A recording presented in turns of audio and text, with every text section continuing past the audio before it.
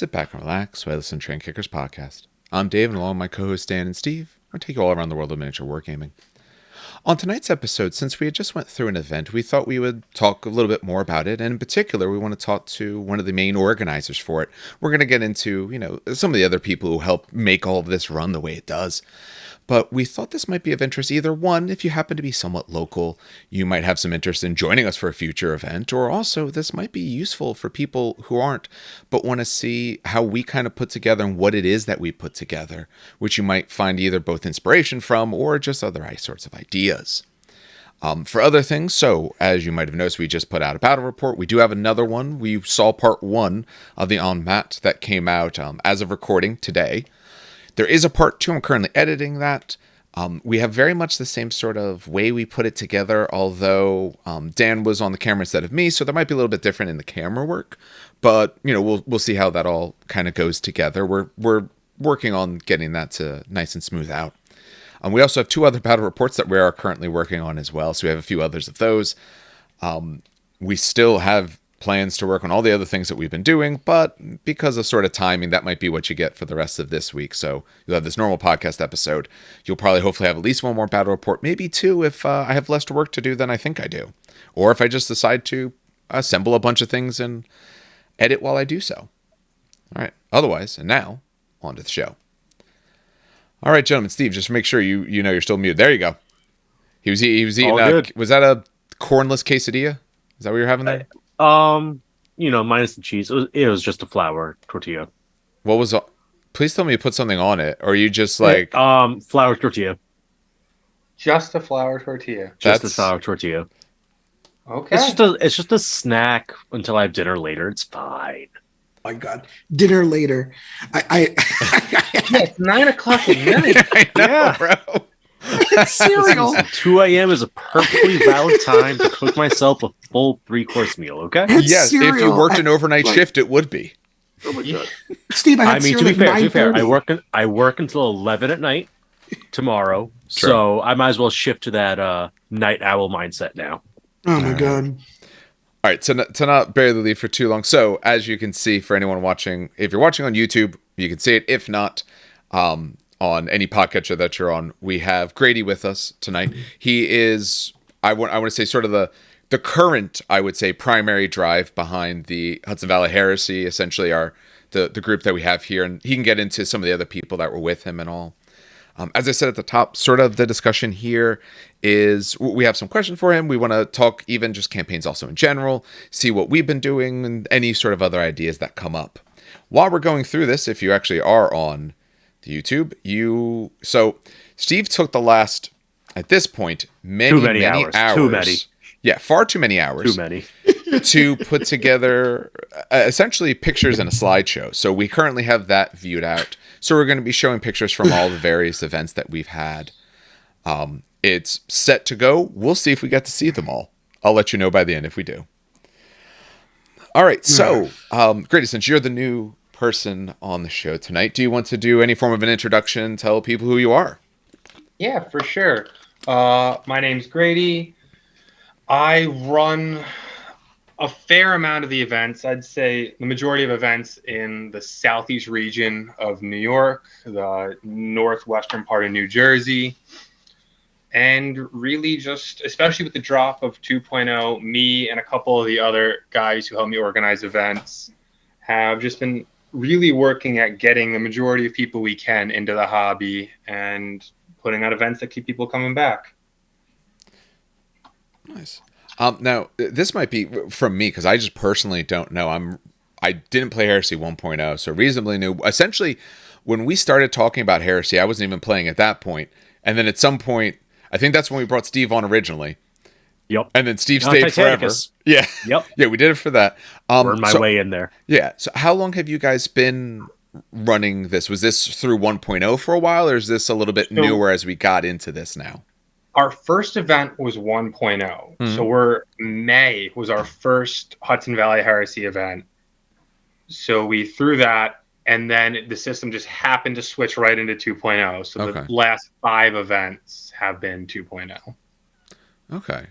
All right, so I've been doing this for a bit. Actually, and I would also be remiss otherwise if I didn't ask just a little bit about, everyone knows our gaming history. We've talked about it. A little bit of your gaming history. Is this like the game you started with, the main game, or were you a 40K person from second edition with ugly models? Way back in, I'd say, 6th or 7th grade with Flames of War. Oh, historicals. 15 millimeter, World War II. From there, I got into Napoleonics. And from there, I made the transition to sci-fi with 40K and everything. But by the time I got to 40K, I was getting into mid-high school and started switching out of the wargaming mentality. Went to college, didn't play in college, which I really regret. Yeah. And then on my way driving home from college during COVID. So I graduated, nobody was hiring, nothing was happening. And I went to college out west. So I had to drive across the country back to here. And I listened to the Night Lords trilogy just because I needed books. It was a 28-hour drive. And I got home and I bought some Forge World models. I'm like, I used to love this. It's COVID, nothing's going on. My brother was also home from college. And I just said, here, listen to these books, buy some Forge World models yourself. We're starting wargaming again. And that's kind of how we got back into it. Because we both played a lot when we were younger. And the drive was still there. So that's awesome. If you started in historicals, I'm assuming it was like a parent or something like that did it as well, or did you just start right into? Usually historicals, I find, at least from store environments, it's usually an older crowd, and then they get the kids into it from that. So I volunteered at a military museum that used to be in Danbury. You see the Danbury Tank Museum, and they had a huge Flames of War table set up upstairs. And one day I was just like, "What is this? It looks interesting." And they kind of walked me through it. I started my own army, played that, and then the same thing with Napoleonics. One day when I was volunteering, they had a huge Napoleonic battle set up upstairs. That's essentially just how I learned, was through people who, like you said, were a little bit older, a little bit more, I don't want to say 1980s style war gamers, but the huge scale recreation battle style. Yeah. No, it's still common in a lot of, especially Napoleonics and all that sort of thing. Trying to recreate historical battles and not always liking when the outcome feels any bit different than what actually happened in history. Exactly. But it was a great introduction to the whole wargaming setting because they were very passionate about having extremely detailed terrain. All the models were painted, and then a lot of prep in just setting the scenario down and making you feel like you actually are there. Okay. So I noticed I never really did much historicals. A little bit I was going to dabble with Flames of War and do Hungarians because they have horses and stuff like that, but it's never happened, which is probably for the best. Flames of War is great at recreating, I'd say, company size engagements because that 15 millimeters on a 6x4 table, you can be outmaneuvered. Unlike in 30K where you struggle to be outmaneuvered, especially when you get up to like 3,000 points. Flames of War maneuvering and deployment matters a lot. True. But I also haven't played Flames of War in, I'd say, 7 years. So I've heard great things about the new edition. I have some friends who play, and that's where I was like, oh, maybe I'll get involved in that. And then my one friend, now he's having a second kid, so he's honestly busy all the time now. And my other friend, he hasn't said too much lately. So it's like, all right, I guess I don't have to get some Hungarian stuff like that. I'm like, yep. I'm like, that works fine for me. I got far too much stuff to paint already. Like that Conquest. I'm not gonna show the camera because it would also show the floors, but I'm literally surrounded by models everywhere, just boxes and boxes full of models and sprues. Some of them being like a bunch of Necrons because I got them at a bazaar. So $50, I got tons. Your cat just took out the camera. Oh no. Oh, there you go. That's my cat. Yes, cats rule the world. Don't worry, my cat will pop up sooner or later, meowing as he usually does. Sorry about that. No, it's all good. It's all You're good. So luckily, my dog usually doesn't bug to go out now-ish because I usually took him either right before. He's probably just sleeping, waiting for more chicken. My cats have recently discovered that you can easily push models and paint pots off of the hobby station. And so one of their favorite hobbies, when my desk chair's not pushed in, just go up there and just go and knock almost all my paints off the table. Oh no! So, My God, my cats haven't figured that one out yet. Oh my God. Yet. Yet. The keyest of words. I know, pretty much. Monsters. All right. They are devious. Now, Steve, you wrote the original list of questions. Do you want to start? Yeah. I want to make sure. Yeah, you did most of the work for tonight in all the different ways for anyone who's viewing any of this. So. I'm just excited to get to talk to Grady. All right, Steven also is great at helping me run events, and the Toy Wiz guys, can't forget them. That's absolutely incredible group of guys. I just set up a couple tables. It's not that much work. No, that's cool. You just built a space elevator. It's fine. No. It's casual. To be fair, the space elevator, that was for me. Casual, which we had players who wanted to see the space elevator and were bummed they didn't see it at the event. I'm surprised, actually, they wanted to see it. That's pretty cool. They were like, Jamie said to me, it made such a complex game with movement and adapting around it that he's like, can we get that out again? I'm like, yeah, I'll talk to Steven. I will definitely bust it out again for the next one.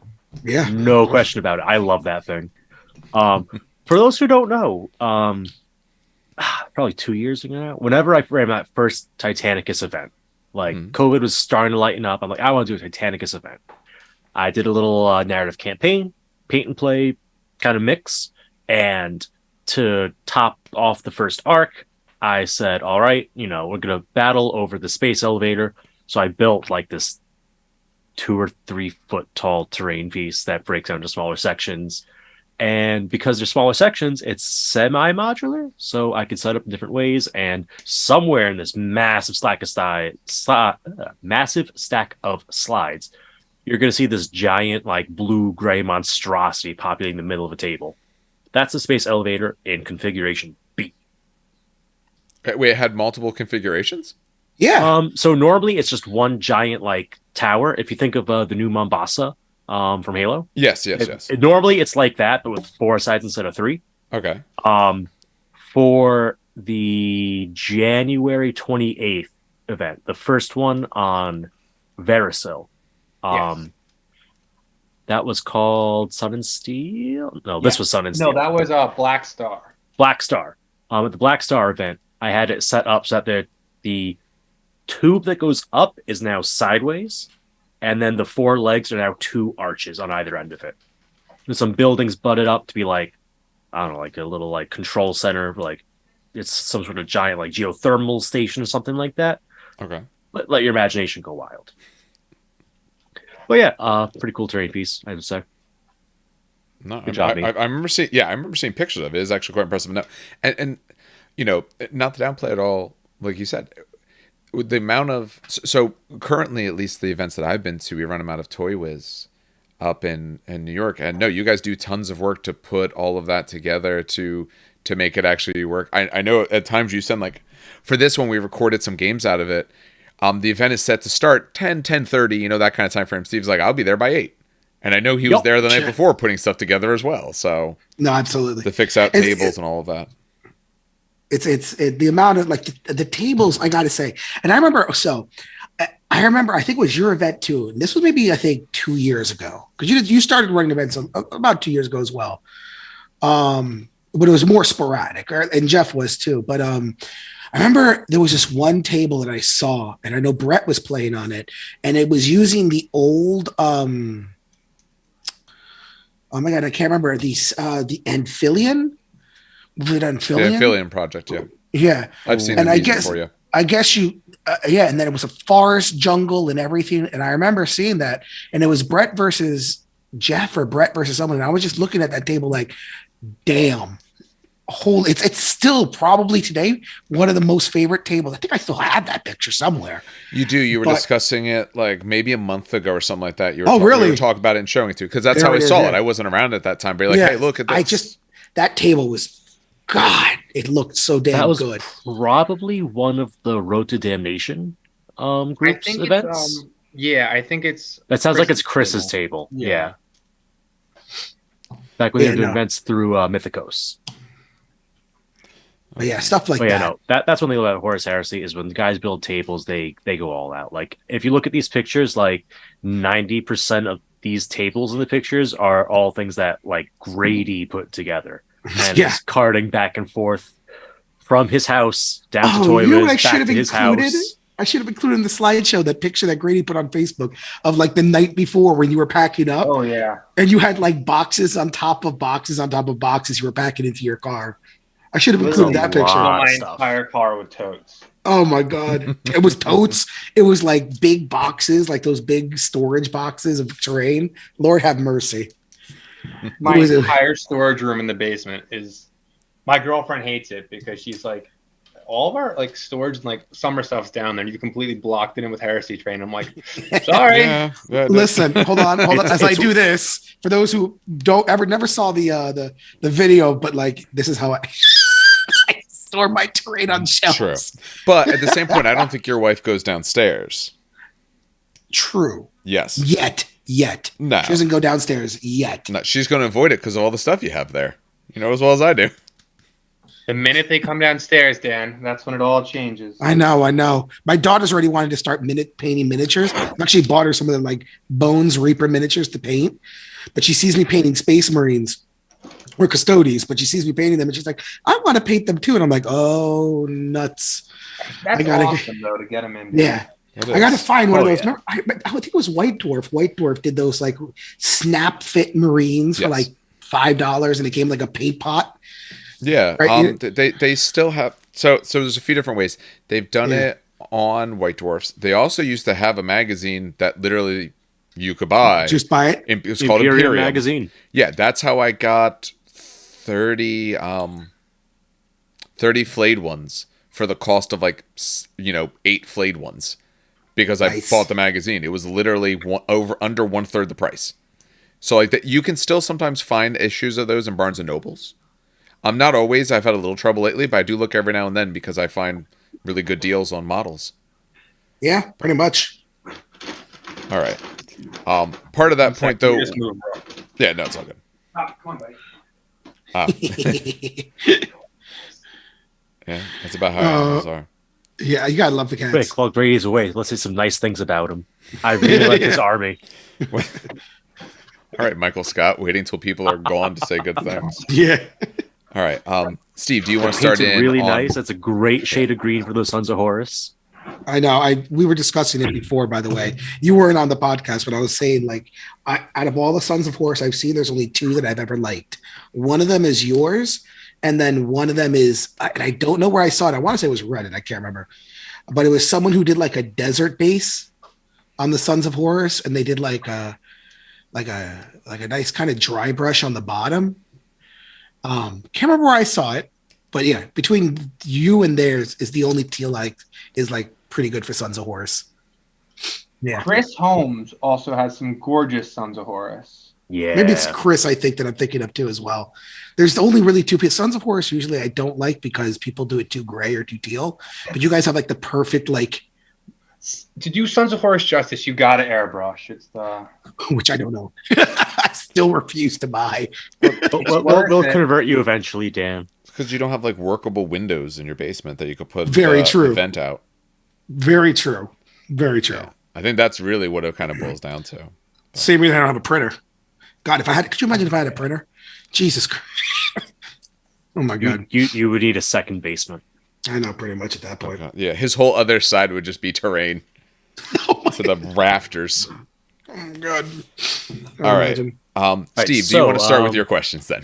Yes, Yes, question. first one is, yeah. So, do you want to give us the short version? Because you kind of touched on this earlier. Like, who is Hudson Valley Heresy? So Hudson Valley Heresy is a group that's going on about a year now. It originally started as Putnam 30K, and it's formed by me, my brother Malcolm, and one of our good friends Jeff. We live an hour and a half north of the largest metropolitan area in the world. We figured there has to be people around here that play 30K as well, and if we throw events, they're most likely going to come. So that was our thought process behind it all. And then we took a lot of our interests and a lot of things we've seen, especially the Australians, like the Eye of Horus podcast guys, the Outer Circle guys, the events that they've thrown and like some of their tips, and just combine that all into what we wanted to be events that as players we'd want to go to, and that hopefully that would draw people to come to them. Okay. I mean, it's definitely worked. We've sold out every single event with waiting lists. Yeah, I was saying Something with that waiting we list. are hoping to address with the next event. So the next event's gonna be a doubles event, which means we could fit almost twice as many people into the room. Already 21 people out of 32 signed up, and it's been a week. Oh wow! It's really good. Wow. Wait, it hasn't even been a week. You announced this Monday? Yeah, Monday. Monday. So we have It's been 21 3 people. days. Yeah, 3 days. Yeah. I learned my lesson, by the Oh, way, wow. years ago when you did your Putnam 30K event. I remember I wasn't able to get into one because I waited like a week and a half to like message you and pay. And it was like, oh yeah, you're on the waiting list. I'm like, oh, it's like 2-3 people. It's like, no, there's like 16 people ahead of you. I was like, oh.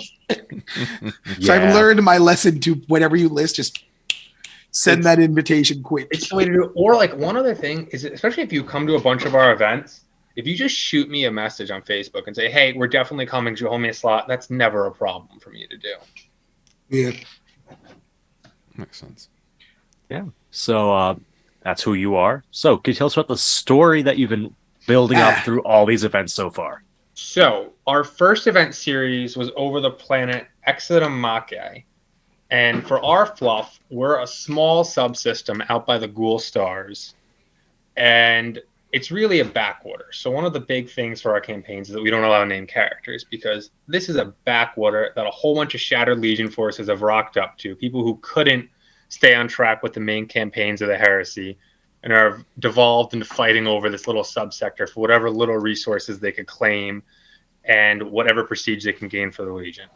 So the first 3 events of Putnam 30K, now Hudson Valley 30K, were over Exodus, which is an Imperial mining planet. It hasn't quite reached the status of Forge World, and now it never will, but it was key for getting the components to make ceramite and other materials used by the Mechanicum in the creation of things like Castellax and Domitar. So that was a loyalist-held planet where the traders made planetfall and essentially swept over that planet in a matter of weeks. It was tumultuous. By the end of the second event, all that was left standing was a single hive city. And so our third event in that series was the Siege of the Hive City, where we had Legio Mortis break down the gate and the Night Lords and the Iron Warriors essentially rout what was left of the Loyalist garrison. But the Dark Angels and the Raven Guard, who were holding the main gate, managed to hold it for enough time so some Loyalist forces could extradite themselves and go to the next planet in the system, which is Veraclin. And Veraclin, we're currently fighting on the primary continent on Veraclin, which is Veracil. And that is a giant of a world, but it's an agri-world. So there's not a lot of industry, but what there is a lot of land and a lot of resources for the humans that help the legions. So it has become a key fight just essentially to keep the legions alive and allow them to keep waging war. So we've had 2 events set on that planet so far. The first one was the Trader Planet Fall, where they managed to land in the northwestern portion of the continent and establish a pretty solid beachhead. And this last event was them driving down towards the capital of the continent. And while the first set of games for that drive were successful, the second set, a loyalist counterattack, actually managed to form a salient and cut the head off of the trader advance. And now that isolated trader pocket actually contains both of the trader high command elements. And that's where we currently stand for fluff. So you also hit my question 3 then. So what are the narrative repercussions of this outcome? So one big thing we're also going to aim to add in for our next event is we have a character progression system that we devised to essentially allow you to build a story for your character as you come to events.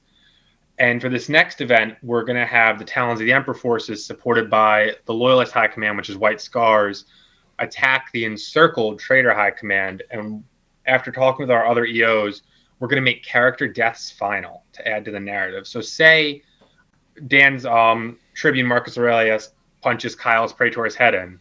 He's dead. You got to start a new character. Just to really, what I as a player like is when you're invested in the campaign. So it actually makes you think. So do I want to live to fight another day with my 1 wound Praetor and run away? Or do I want to see if I can get that 6 with my Paragon Blade to get a murderous strike and strike them down before I die? And I think actually having character deaths that mean something now, especially after having 4 events of character progression, makes people think a little bit more and really just involve themselves in the game. Oh, that sounds sick. It's going to be tough. All for that. Dan's sweating because he lost his Marcus Aurelius 2 events ago to the you back losing end of this the time. He bolter. going forever. He got for well, no, he got his head bolted. No, Marcus Aurelius never died. There's Marcus Aurelius in 40K. It's just he dies, someone else takes the name and resets the XP track. That's essentially what happens. You got enough. I say you burn the model if he dies. Agreed. Actually, it's so funny. I was saying I'll bring a blender and we'll drop him into it. Oh my God. There you go. So here's This is where people judge me because remember I don't magnetize. I actually have 4 versions of Marcus Aurelius because there are 4 weapon configurations you could take for tributes. Well, it sounds like you might lose one of those weapon configurations, so you better be careful. He won't lose it; it'll just be reconstructed as shards of plastic. There you go. Pretty much. It can be basing for the next basing one. material. Yep, just scattered around. Here's an arm for you, a leg for you. I'm keeping Should the be helmet. interesting. So I have a maybe more general question because we just talked about the sort of fluff surrounding and those ideas. So if someone's putting together wanting to do more narrative, and this can go to anyone if someone has a good idea, what's the best way to try to put together a narrative? As someone who's a little bit more analytic minded, usually to me, the worst thing ever, and Dan's played D&D with me, the thing that takes me longest in D&D is to come up with a name for a character. Usually it's about a week. Oh my and God. stuff like that, let alone a whole narrative system. So I was gonna say Dave's played narrative D&D with me, so narrative for me is not even a problem because I go. I'll start with the question though. I'll say like honestly with narrative games, sometimes building the story, having a pre-made story beforehand helps a lot. Like, but how do you come up with the one? I think so that's the idea. This is going to be. Question. So I was just gonna. Oh my God! And I hate myself for saying it. It's almost like lesson planning for teachers. Okay, hear me out. Every teacher. That's fair. I kind of get that. I think that's fair. And then so like the way I do lesson plans is, let's say I'm teaching. I don't know. I'm teaching Egypt history, right? Okay. Well, I was going to get more specific than that. Jesus, teaching, any type of, no. Let's say I'm teaching Egypt, right? The way I've taught Egypt over the years is different, fairly great from when I started teaching to now. But the way it's changed is because I've stolen other ideas, other project ideas, I've literally just co-opted hundreds of, probably not 1,000 different lessons to kind of build my own lesson. And from there, I improve it ever so, slightly. And I think that's how it works for like narrative events.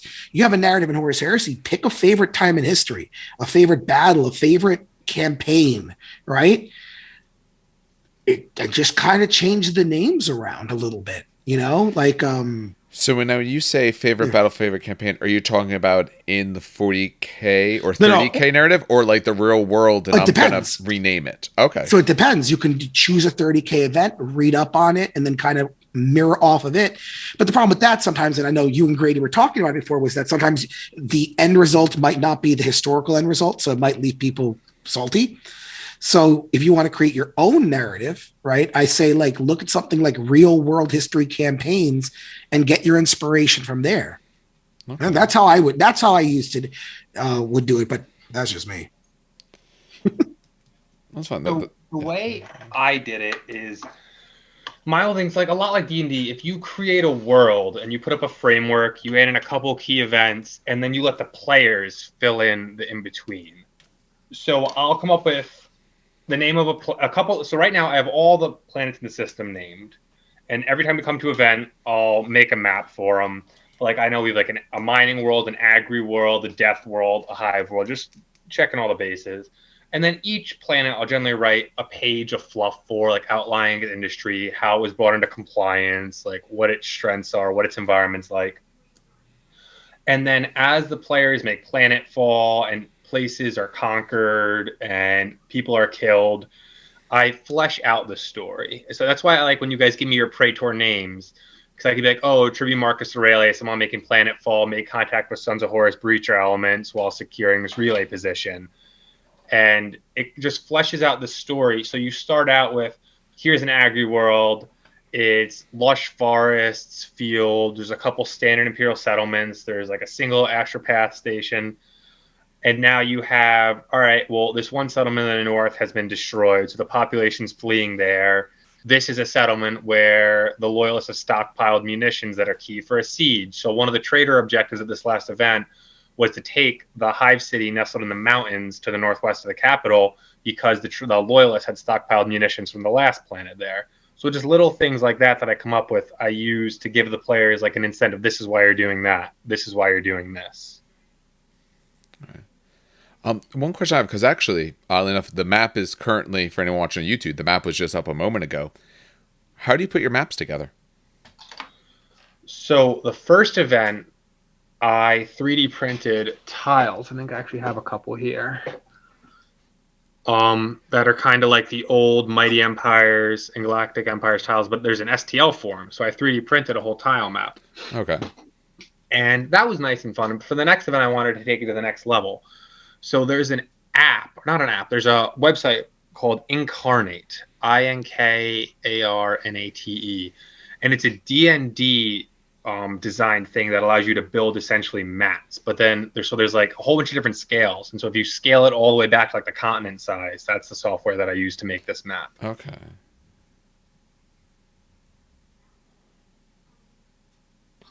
Okay. I'll put a link to that then on the YouTube channel, because I actually just pulled that up, because that was one thing I had to say. Those little touches that people put in, and I think this is a key feature for someone wanting to put together, say, a campaign or any sort of like that, getting people staying in the hobby. It's those little extra bits. So things like having a very nicely put together map. It draws the people in, being able to see that. We start, one of the reports comes out, we'll see a little bit of this. I'm going to cut it into the beginning of the report. But essentially, there's a big old map on the board. We have little chits with our Legion symbols on them, and we're placing them onto the map. So we're figuring out, usually this particular one is traders, since we were, I guess, the ones storming our way in. Ours went down first. The loyalists respond, and a bit of back and forth. So there's a bit of sort of a game there involved as well, but it happens on this sort of nice map, environment, surface, whatever you want to call those sort of pieces. So one of the thought processes behind that was, as a player, I was never a fan of the old bracket style of pairing, especially in terms of narrative events, where it was just based on points from previous games. And I always I'm a very visual person. So having that map and that little icon was one of my favorite things from events I used to go to. So to just switch that over and put it in my events, I thought was a no-brainer. No, I agree. I agree. I do think it works actually really well doing it that way, because, like I said, one, it gives you a little bit more reason as to why you might be fighting someone other than you won and they won or anything like that. And let's face it, if you're doing narrative, at least for what we do, it's not a tournament, so we're not trying to cram in 4 games or 3 games in a day and 3 games the next day, or trying to get to that sort of winner. So any other format would almost feel a little random anyway. Half the people there have won, so you're randomly pairing half of the people. So Exactly. And then one of the biggest things with 40K is if you get a good matchup your first game and you win it, and that sets you up. But as we've seen from our events, you could have a great first game because of the pairing, and then the second game, your Legion just paired up against a list that happens to sneak through your lines, and it just takes you out. So that it kind of allows people who also lost round 1 to then get a great victory round 2. Mm-hmm. Yeah, I think one of the key things, as we see with this, or just in general, when you're running events, and it's more focused on the hobby aspect, the fun aspect, is, to keep it where it shouldn't really matter if you win or lose. It matters like the overall thing, but for you personally, if you lost, you should hopefully still have fun. Where, if it's a competitive thing, it's not really fun if you start losing. No. Not to an extent, at least. And that's the whole thing. At the end of the day, myself as a player, And I think a lot of people in 30K, I play because I enjoy hanging out with you guys. I like seeing everyone's armies in the tabletop. and I would much rather lose a close game than come in and just knock someone's head off and table them. Oh, agreed, 100%. One of my favorite games was at our last event. We had a Centurion event, and I played against Dan's Custodes. And that came down to the last turn, and that was, to this day, one of my favorite games. I had 2 Terminators and I think a single Guardian left, and you had a sniper squad left. Were the Huskar still? No, Chieftains still running, or Huskar still running? No, they shot Marcus Aurelius in the face in the last. No, they did a 360 no scope. Yeah, they rolled a 6 to hit, 6 to wound, and had 1 wound left. Oh my Jesus Christ. Ooh. And then I charged his sniper marines and he killed 2 Aquilons and the one Aquilon took him out. So he had like a pair of running away chieftains or Huskar or whatever they're called or veterans. And I had like a guard and an Aquilon left. And it was just like, we're looking at each other like, holy hell, what is this game? This is a really good game. That definitely top one of my games. Yeah. And that's the thing. Like, I lost at the end of the day, but then I've also had games where you're done by turn 2, just whether it's bad rolling or a bad pair. And then, well, everyone else is playing for 2.5 more hours. What am I going to do now? Like, I don't care that I won. I came to this event to play, not to. Yeah. Yeah, Dan and I had a game like that, and it's recorded and coming out soon. The first one is out. Oh, true, it is out. Yeah, It is out. first one dropped today at 10 a.m. The I Amat watched game that we once at played. work. Yeah. Yeah, where it's like, hey, look, the stories are in my lines. They took all the objectives and blew them up. I have we were one playing- score unit left. Yeah.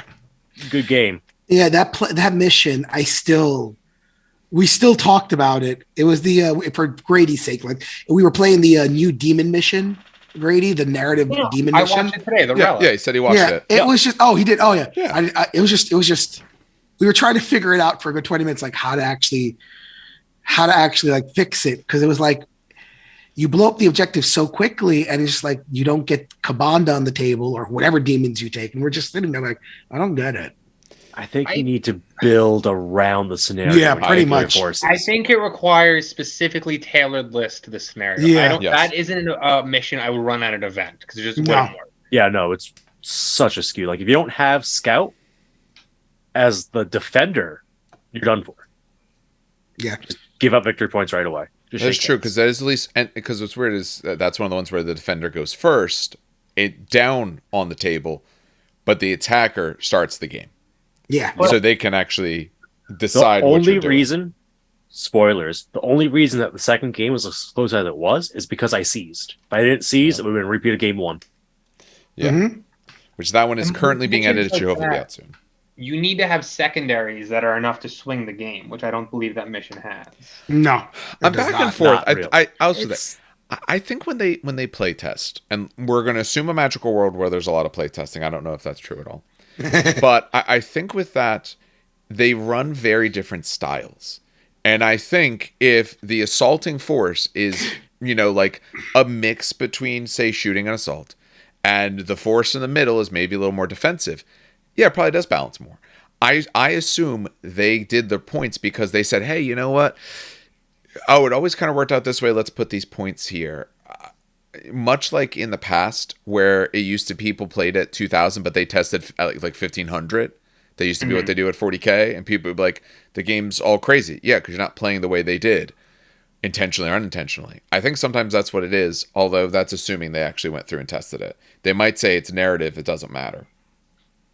Oh no, and like the same thing with that, it doesn't. That's why I think that's a great mission to play with your buddy in a basement. But I don't think as an EO I'd Oh, yeah, no. put that down as one of the Yeah, missions no. to make people play. No, So- that would be a big problem. This leads me to question number 4 that I wrote down so smoothly. When you're putting together an event, how do you pick your scenarios? Like, what thought process goes into the scenario, whether it's for thematic purposes, for gameplay purposes, whatever. Honestly, when I'm writing a mission, I get a lot of motivation from events that I've gone to and battle reports on YouTube, where I'll just pick and grab parts of different missions and kind of put them together. At the end of the day, while narrative missions are really good, I normally only put together super narrative missions for like show play games, like the Assault on the Gate at the with the Titan, or like this at this next event with Danny's Custodes Decapitation Strike mission, because I know what armies are going in, I know what lists people are taking, and I can kind of build a mission that works well for everyone and will be a beautiful showcase game. But for regular missions, I try to have one that no matter what kind of list you bring, you have a chance of fighting and winning, and then also that you won't be blown off the table in 2 turns.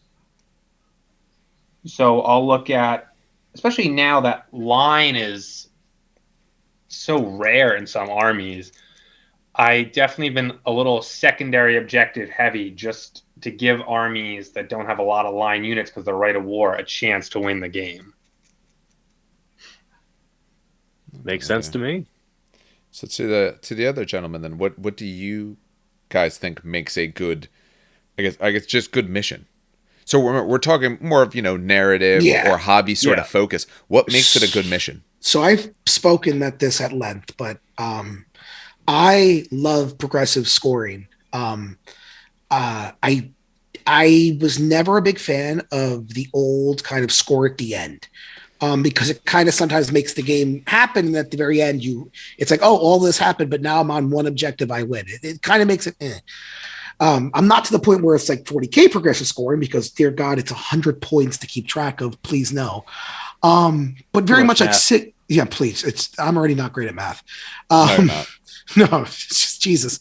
But enough progressive scoring to make sure that line is effective. And then, of course, good secondaries. I love hidden secondaries. I know Grady does that a lot, but hidden secondaries or hidden missions. And I know I said this to Grady, but I've been like, so, people who watch this have been, seeing our Conquest or talk about Conquest. Yes. And, right now I'm loving, like, I want to almost take a while, maybe during spring break, and maybe just write or co-opt some missions from Conquest back into 30K or 40K, because Sorry to interrupt you, but I no, think you're good. a little birdie might tell you might see some Conquest influence on the mission packets at our next event, because Dan was pointing some great things out to me. Tic Tac Blood is still my favorite stupid con. The one with like it's like I think it's a 4x4 objectives, right? So it's 16 objectives, and the A is over here and B is over here, so it's diametrically opposed, right? And if you get to connect objective A to objective B, you win automatically, but you can only connect objectives that are linked, essentially. And I was like, that's funny. That seems so stupid, fantastic. Because you're constantly moving around the battlefield and holding stuff down so that your links don't break. Their missions, I think, do a good job. Okay, their missions work great for Conquest. I think their missions could easily be converted over to other games if you make certain considerations. Part of the consideration is in Conquest, for most things score. If you're not light, you score. And even if you're light, if you're a monster, you score. For terms are a little bit different, but let's keep it simple in the terms. Where in 30K, no, you have to have very particular rules, and depending on the types of rights you bring, you may have a few or a lot. So I think their missions can do a really good job. Just some of them, the ones that are very objective focused, like tons of objectives, those probably need tweaking, or you make some other allowances for other types of units, because they do have some where there's like 6 objectives on the board, of like some that are 6-inch or 9-inch. They have 12-inch. The sizes are also random as well. Well, if you look at the core book for 30K, some scenarios like Tide of Carnage says that all vehicles that aren't flyers are also scoring units. Yes. So allowances like that are easy because there's precedent. So no one's be like, oh, how could you do that? Big Guns never tired from old 40K. I was just going to say, I was trying to remember. I know, that's why I said it before. Scouring? The scouring was fast attack. It was a fast attack, and yes. Big Guns never tire was Big Guns never tire, yeah. Oh, no, man. That's something I'm definitely going to work on including more, is because I think the inclusion of line to make people take the generic units was great, but then some Rights of War not giving key units line, I feel, is a handicap into itself. And then others give it to everyone that shows up, and it's Ultramarines. Like, really? Yes. Ultramarines, Imperial Fists, Mechanicum, Cybernetica. But not Dark Angels. Not my favorite Mechanicum thing, Skitarii. Oh, but remember, they're not Mechanicum. They're only in Titans to rub that salt in the wound. But they're still at least they're Mechanicum subtype, so Listen, they get to use their advanced reaction. If Skitarii changed to be part of like Mechanicum without being allies, right? I better see Sisters change to be part of Custodians, because nothing salts me more. Like top 3 salt of Liber Imperium is that they split Sisters and Custodians, and it's so funny because we fought so hard for that in 40K to be joined up, because they split it in 40K, right? And everyone was like, "Why? This is so dumb." And finally, I think it was the 9th edition Codex was like, "No, they're together. They have the same keywords," and we're like, "Oh my God, this is amazing!" And then Liber Imperium is like, "Nah, sucker, they're split again." I was like, "No!" I was so mad. Oh my God. Anyway. Yeah, it is rather, I guess unbalanced might be the best phrase to use, between what works for what and what works in what way. Like you said, some of those rights of war, like, hey, you're all line, great. Other ones you get near nothing. For their missions, it's not too bad because their missions don't their GW's current missions don't have a lot of, honestly, they don't have a lot of scoring, realistically. But we've already seen from at least the one they put out for Cathonia that it is progressive scoring. And the hope is that more missions there are. It's So also it's gonna, 4-turn limit, which It is. I think is interesting. I don't know if Grady picked up on that at all. I'm of conflicted. As a Heresy EO, generally at a 3K and up event, you're getting in 2 games. At that point, I don't like low turn length games because people came to have a day of gaming, and 4 turns, especially if 2 small armies, can be done in like an hour and a half to 2 hours. Mm-hmm. So for 3K events, I like 5-6 turn games. But on the other hand, if I was running like a 1,500 point Centurion event, I like 4 turn games because we're trying to pump them through. And I think because the Chthonian missions are ZM, it works. But as a player, 4 turns is also, especially if you're running something with Deep Strike or with reserves, you might not even have your entire army on the board for more than a turn. Exactly. I'm split on that because of how powerful Deep Strike is, and then I'm split on how powerful Deep Strike is because of Augury scanners. Exactly. So it's weird because it keeps boiling into another topic, which is very annoying. Because for me, like Deep Strike can be exceptionally powerful, like Blood Angels, Deep Striking Down, or one of the more powerful things. I was actually talking to someone on Facebook because I was putting together like a tips and tricks, maybe fixes for custodians or people facing against custodians, what to do. And I posted on Facebook, and someone put like Blood Angels, ironically, are one of the best counters to custodians because when they deep strike down with AP2, and some of them are initiative 5, it's mutual destruction, but you still have your assault cannons backing you up. So like a 4-turn game, and this is just from like a custodian point of view. Mm-hmm. If I take custodians that are deep striking and it's only 4 turns, I might not even take a lot of deep strike, or I might put weaker things in deep strike.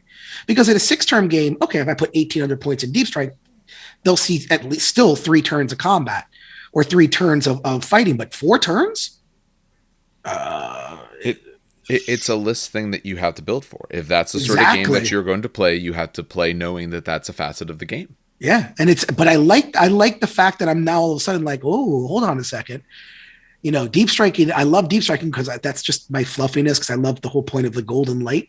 But like now I'm just like, 4 turns. That's spicy. Maybe I might work in more tanks, or maybe a Venatari, or it's interesting because it changes the whole system. Yeah, I'm interested to see if more of those missions is it 4 turns? Is this like some sort of weird new standard that they're going with that they just didn't tell us about? But I guess we shall see. It's GW. Who knows? It's GW. Not me. Is there other questions you had written down, Steve? I don't think I have less. Is very, very open-ended. Any advice you would want to share with others who might want to run events? Yeah. Get a 3D printer. Yep. Yeah. Terrain, I find, makes Heresy complete. And if you have good tables, people push themselves to paint their armies harder. Everyone just loves a good scenic event. And a nice 3D printer, an Ender 3. I've printed 9 tables worth of terrain. Other than that is just reach out and talk to people. Ask questions. Like, there's so many people who used to run events, who still do run events, who would be more than happy to share mission packets, share just any little tips or tricks they have. Because at the end of the day, everyone who plays Heresy wants Heresy to grow, wants the community to play more, and wants new people to get into it. And the only way you really do that and get that big community drive is through events. And especially now with 2.0, there needs to be people to run events, because say you have a first-time player, they go to their hobby store, they grab that Age of Darkness box. All right, they're set. They have like a 2,500-point list. They grab like 2 Predators. Maybe you have some friends who play, hopefully, but if you don't, you're relying on that store to provide a community to play. And what's better than, oh yeah, so this these people run events here every couple months. Here's the Facebook page, hop on. And then you get out there, and at that event, you meet people around there who also play Heresy. So then you can build your own group of guys that you play with. I don't know. I find I've made a lot of good friends at events, and a lot of people who I never would have known live around me who play Heresy through events. And then my last tip for having events is I'm a little bit of a snob, fully painted. I think the fully painted aspect on a fully painted table is one of the best parts for immersive wargaming. And when everyone just puts that effort in, 3 colors, a wash, and a dry brush, everything looks incredible. And not to knock on 40K, but I lose immersion when it's a black building with gray models running around it. So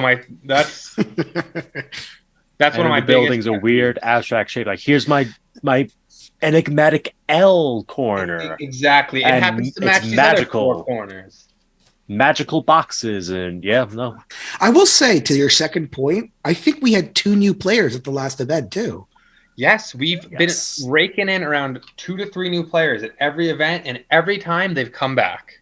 Yeah, yeah. It's the building the community. No, because I've got to organize. Events definitely build community. Yeah, it's the best way people say. Like, I might have roped in one of our regulars by being like, "Oh yeah, you want to check this game out? Stop on by. We have an event." And then just, here's an army. Roll dice with me, and then kind of meandered away from the table. He's gonna hear this. He's like, "Yeah, you did me dirty, Steve." And I'm like, "Yeah." Oh, when I wanted to start Alpha Legion, because I was about this close to starting it. I mean, you bought everything. You bought it. Okay, so sold it. Then I sold it. Yes. Don't tell anyone. You're the very few people know that I think it was 5,000 points bought of. No, wait, hold on. It was more. Don't tell anyone, as he says it on our podcast. On a podcast. Oh yeah. Listen by a good amount of people. Hopefully more as time goes on, but a good amount of people. Don't tell Henry. He'll be disappointed there wasn't more custodies. Yeah, no. Oh my God. No, I bought 6,000 points of Alpha Legion. Yeah, because you bought 1,000 points of Lunarans. It was all Lunarans. There was nothing but First Lunarans. of all, we're not wrong. No, it was 30. It was 30 Lunarans. It was 30 head seekers. No, so it was 30 Lunarans, 30 not head seekers. That's head hunters. Is it head hunters? Is it 250 points for 5? For the Lunarans or the head takers? Lunarans. I don't know, actually. I'll see if I can look it up. I'm actually I can't. Well, I'm restricted on what I can look up because I'm the one streaming everything. Steve, open up Battlescribe real quick. Figure out what 10 Lunarans is and multiply by 3. Do it on my phone. I'm getting. Don't even add the conversion beamers. But I had to. But it was 30 Lunarans, 30 head takers. I bought 2 Age of Darkness boxes. I bought all the special characters. I bought the Primarch. And sold it before he touched a 1. Yeah, I sold it before I touched one because the Mechanicum book was coming out in August and I sold it, and that's what funded my literal Myrmidon army. This all happened in June, July. And then I painted my Myrmidon army. Any games with him for months. And then I painted my Myrmidon army, much to Steven's chagrin. I painted him chagrin. Sorry, in a week or 2. 3,000 points in about a week, maybe 2. I hate you. It's okay, Dan. It's okay, because I'm going to paint 2,000 points of city-states in 1 week. Oh God, don't do. Build I told and you. Paint. Tell me when we'll stream that. We're just going to sit here and paint for hours. Oh my God. Absolutely. I'm starting on Saturday. We're gonna make it unwatchable. I have my Dweg spray. All I have to do is sit down and just do with the blood. Hey, then guess what we're doing Saturday? Yeah. There we go. Just sit down and do it like I did with my sister's, miniatures. Like I did with the stupid 70 blood letters. But anyway, Scribe on my computer only has the previous. So I looked it up. They're 250 points for 5. If you bought 6 packs, that's 1,500 points. So remember when I said 1,000? Yeah, I was lowballing apparently. Yeah, but I bought all the special characters, all the Primarch, and then I bought the Myrmidons, and then of course Myrmidons turned out to be, strong. Dan just trips into oops. Here's your trophy. So for Grady, since you're not in New Jersey, like you don't play at our store, I have a habit of starting an army that is generally very, very weak. Right? Like, for example, when Grey Knights first came out in plastic, they were not the greatest, right? Mhm. So I bought myself Paladins because I wanted 40 millimeter, Terminators. Mhm. And then 6th edition came out, and Drago Wing became No. Drago Wing was broken the minute that book came out. Oh, true. It was But that was figured 6th out edition. at the first Blood and Skulls they ran after that Yeah. book dropped. And then after that, I collected Knights when Knights were kind of off and not great. And then the Army book comes out, and they were broken. And I tend to like. Honestly, I tend You got to. a line to Games Workshop. Yeah. Yeah, pretty Honestly, much. The key is get something that's going to get a book soon. Unfortunately, that's what it is, because, hey, you get a new book, Yeah. you're probably going to And be real good. happened every time. And I know our friend Luke makes fun of me. He'll actually text me, but like, so Dan, what you thinking of buying? Like anything you thinking of buying soon? And I'm like, yeah. Best example. We were doing demons, right? And I was painting my demons, all those demons. And I was like, you know what? I want to start like Cord. So I'm gonna buy 4 Bloodthirsters. I bought like 120 Bloodletters. But for cheap. This was all like I bought 120 Bloodletters for like $50. Someone like threw them at me essentially. And I bought Scarbrand, and I said I'm not going to buy Be'lakor, but if I had Be'lakor, I would use him because he's really cool. Turns out, what's a medalist?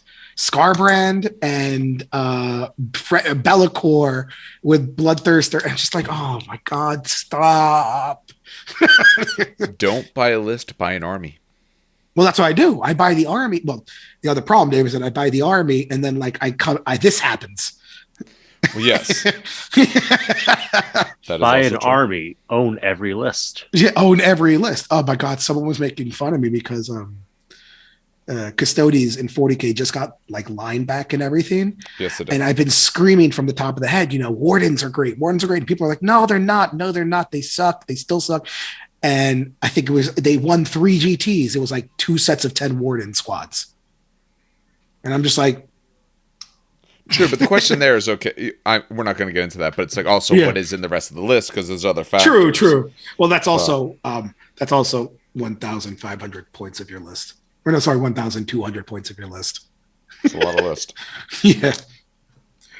But yeah, no, it's I forgot what we were talking about. I forgot what even started this tangent. Lord have mercy on my soul. Let's see. So backtracking, Dan breaks whatever he touches. Yes. Somehow we went from advice for new people to Dan breaks everything. Yeah. What Yes. the hell did this? How did we get there? The main topic was essentially advice for people who want to be able to put their own events together. Yes. Or And then- sort of ongoing campaigns. One more thing is find a local hobby store. Yes. We're very lucky to have Toyways, which is kind of centrally located for the New Jersey guys and the New York guys. But a local hobby store is a great feature for running events. If you sadly don't have one near you, look at like VFWs. Like our first run was ran at a social club at a lake, because you just need to find that space. And once you have a space and you have the tables, the hardest parts for running an event are out of the way. Everything else will just kind of fall into place after that. Base, tables, excitement. Exactly. The excitement, you figure, is probably one of the easier things to potentially get, because people want to play games. People want to do this stuff. Turning excitement into attendance, though, That takes time. that's rough. Yeah. Players are like herding cats. It's very tough. I've implemented if you cancel less than 1 week out, no more refunds, because I get life happens, but at the end of the day, like the store, like everything costs money, and I found that to be deterrent. But also, I don't know whether like obviously life happens, but I never knew like a more flaky group than Wargamers when it comes to attendance. D&D. D&D. Yeah, that's probably true. I'll D&Ders one up are you. tougher. I will one up you and say D&D. Hands down. Have a month heads up for an event and collect Minimum. money up front. Yes. Yep. That way people could take off of work. They have to take off of work, and now they're financially invested. So Warn if they their don't wives. show up, 100%. What I normally do is your spot's not secured until you PayPal in your slot. Like you could say you're coming, you could do that, yada yada yada, but until you send that PayPal in, you're not locked in.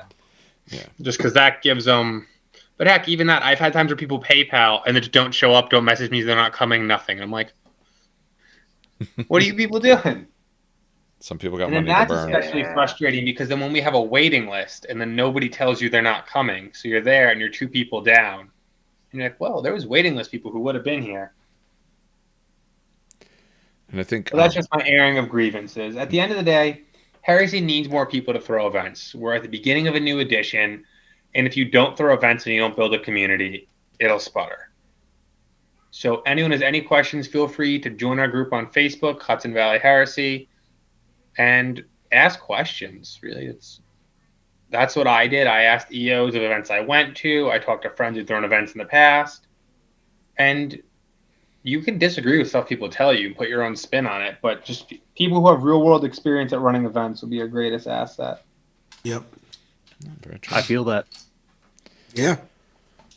The other thing, I mean, it somewhat goes without saying, but for ours, we do prize support, but it is random draws, raffles, or best painted, Yes. that kind of stuff. So For a narrative event, you don't want to be tied to wins. no, but you also, I fully feel you want to do something. It's not that the chance I could win something is what brings me out, but it's a nice also thing of like, oh, I'm going out. Oh, I might get something out of it as well. Get to play some fun games, or oh, I really took a lot of time to paint my stuff. Oh, maybe this painted. I think for Heresy, you definitely want that. Or for any system. Exactly. Especially some of the armies we have coming to our event. I'm like, holy moly. Bro, Tyler, every single time he breaks out his army, I'm shamed. Every single time. This is a man who marble painted his Ultramarines. Yeah. You know, I just- he deserved that best painted. I can't.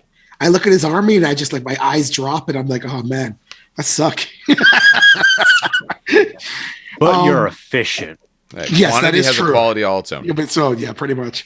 But no, I will say, and I don't think Grady's ever heard this comment, but I won't say his name. But I've had a person come to me, or at least over here, saying that he loves the fact that the prize support is random and not tied to wins because he's tired of tied to win prize support because that attracts people who make baller lists and meta lists.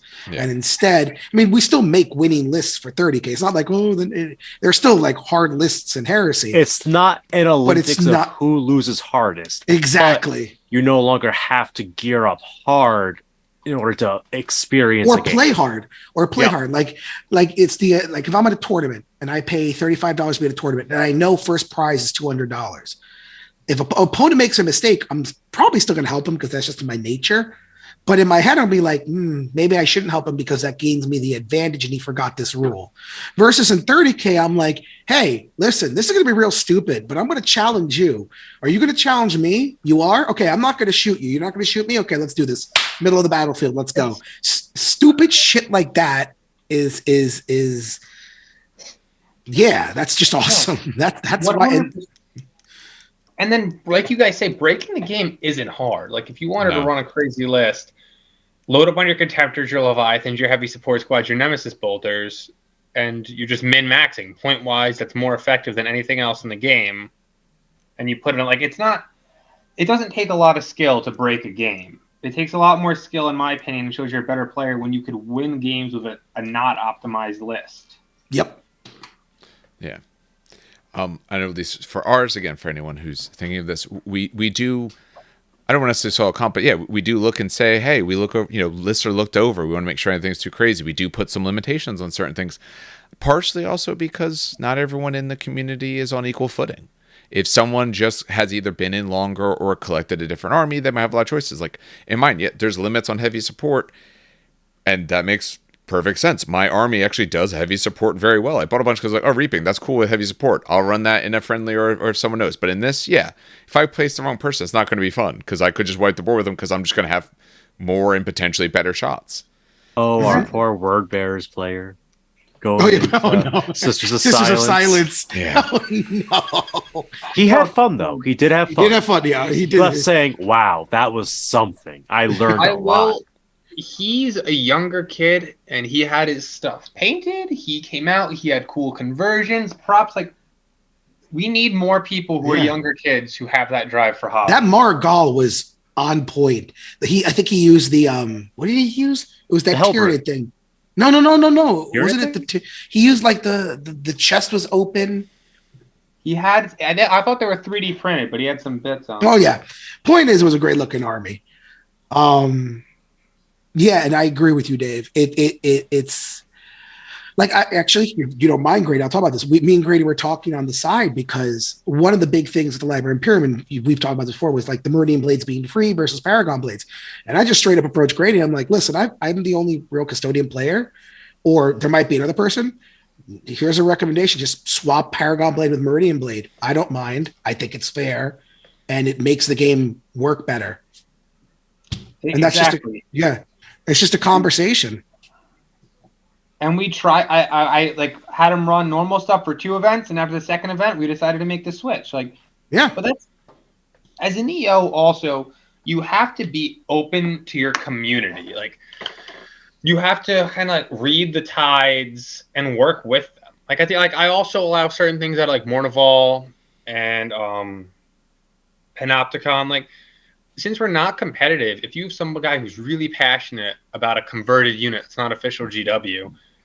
Unless it's game breaking, I don't. As an individual, I don't see any harm in allowing someone to play with something they're excited for, if it's not going A to great mess with everyone example. else's day.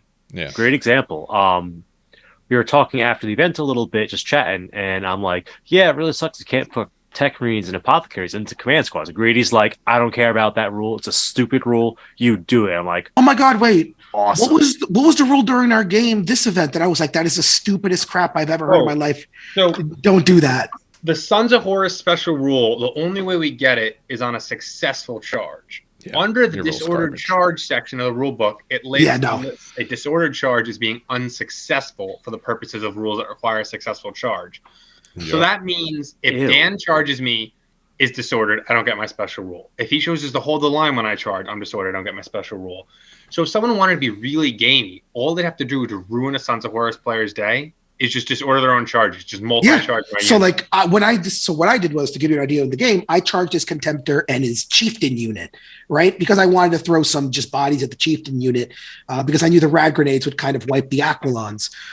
And he goes, yeah, no, I don't get the -1 strength. And I'm like, wait, what? And he goes, yeah, you disordered charged me. And I'm like, yeah, okay. Well, it's not successful. I'm like, what? And so because of the way it's worded, he doesn't get that rule. And I'm like, that's the stupidest thing I've ever heard. You are not, no. And so we took it. And my spears didn't kill a single thing. What killed the chieftains were, I guess, my dreadnought that rolled. Yeah, it's shocking, I know. Was the brutal dreadnought. And I don't even think the Aquilon. The Aquilons only killed like 2 people. It was literally the brutal dreadnought that killed like 5 dudes. Because that's what brutal dreadnoughts do. Yeah, exactly. I was going to say that's what brutal does. Because even my Aquilons almost bounced off of him. So had it just not been for the Contemptor, I would have lost that matchup, or it would have been a lot. Yeah, I would have looked and the rad grenades charge me. But yeah, it was just like, what? That doesn't make any. So that's stuff that I agree, and EO has to be open to, because sometimes modifications like that are necessary. Because listen, GW is great, but sometimes they write rules Exactly. interestingly, like the no brutal on knights, which poor Lewis has to deal with. No, I highly recommend adopting the adjustment that Panoptica does that allows them to take 0 to 3 the Mechanicum ones, the Moirax, because it that's gives right. them He some explained that brutal to me. and God. some I forgot they decent can't even range take it. attacks. I forgot they can't even take Moirax. I played it with him, and it helped him a lot without like giving him a win. And it's like what the it makes chainsword. sense. The chainsword doesn't have brutal. The fist does. Chainsword has shred. The grabby claws has brutal because it's a siege wrecker. So it's gonna be strength. What about the power fist? 14. There's no power. Not on the big knight? Yeah, on the big knight. No, it's not brutal. No, it's not. It's not brutal. Only grabby hands. Oh my God. But no, so if Lewis messaged me and was like, "Hey, literally all I do is take a look at it," I'm like, if it makes sense to me, I'm like, go ahead. Like, I'm gonna make that man so happy right now. It makes no sense to me to let a company that's halfway around the world who made a little error when writing a gigantic rule book of like Dan says, we're not playing for big cash prizes. Games Workshop doesn't give me any support. So if you guys at the end of the day, there's no reason to negatively affect someone's hobby. Yeah, I agree. All right. Anything else, gentlemen? My last thing is throw events. Even if you only have 8 people, just getting people out there to play the game. I met all of you guys through events. You make friends. You learn painting techniques. You see other armies. And wargaming is a social hobby. It, for me, is my favorite thing that I get all my painting drive by event days. I get excited to hang out with everybody. I'm excited to have the tables set up, to see people's reaction to my scenarios. Events, I think, are the lifeblood of the hobby, and I think we need to see more of them. I'm actually surprised, being our proximity, our location, that there aren't more events. I thought with 2.0 we'd see a take off, but that's my I think whole it's thing. hard. Some people are always kind of scared to run events, is the big thing. Yeah. Because I think one thing that turns me off to running events, and I talked about this, but this was like, oh my God, like our 3rd or 4th podcast, Dave. This is before Steve joined. And I remember I talked about how old. I know. Doing this almost 2 years. Wait, what? July will have done it for 2 years. I joined on December last year. So like 15, 16 months ago now. Wait, we've been doing this for, wait. Our first release, our first recording, I think, was actually like August, something like that. I'd look it up right now, but I can't look it up. No, you're good. I'm just sorry. I'm okay. But I remember, I don't know if you remember this conversation, but I was like, the reason I get hesitant about running events is because I get scared if they fail. Like that one Titanicus one I ran, and like 16 people showed up, but like 16 people signed up, but it was only like 3 people showed up. And we had one, and I set up the tables and everything, and only 3 people showed up, and I was super mad about it. I think that's what always like the biggest fear people have. But honestly, now that I guess I'm older, several years older. Yeah. Yeah. It's now I'm just kind of like, if no one shows up, I'll just order pizza and we just kind of hang out and play.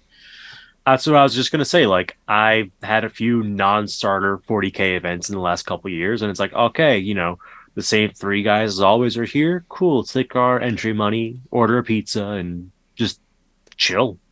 Yeah. 100%. My first event, I was very worried about selling and getting stuff like that. But now that when you grow the community, you get to learn when Dan signs up, when Steve signs up. I'm like, all right, those guys are reliable.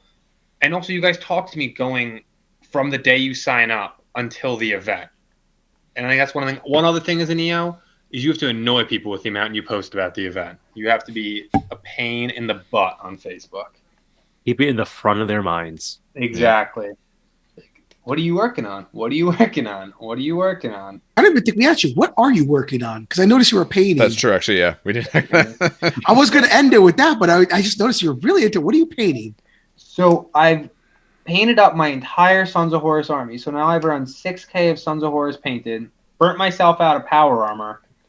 So before I start my next Heresy project, me and a couple buddies have been talking about Necro. So let me move my screen so I can Necromunda? Oh. Yeah. So I've been working on, I don't know how, that's terrible with the lighting. The light's totally killing it. You'd actually probably be fine where you were before. It's the light that's the problem. Yeah. Okay. Oh. So some Ashways I see Necromunda. nomads.